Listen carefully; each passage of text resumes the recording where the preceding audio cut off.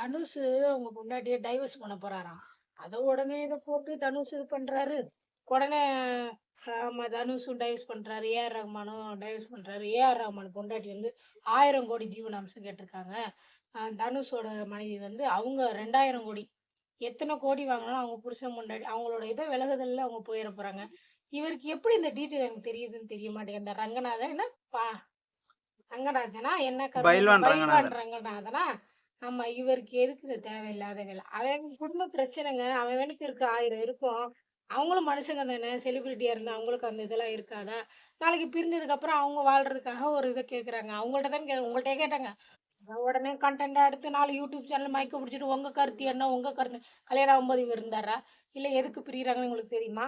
இல்ல 1000 கோடி குடுத்தாலும் இவர்ட்டயா வாங்கி குடுக்க போறாய்ங்க? என்னமோ அவங்க பண்ணிட்டு போறாங்க. அத வுட்டுப்புட்டு நேத்துலருந்து இவர் தான்டா எப்பா எங்க பார்த்தாலும். ஆமா அவங்க ஏன் பிரியிறாங்க? இவங்க ஏன்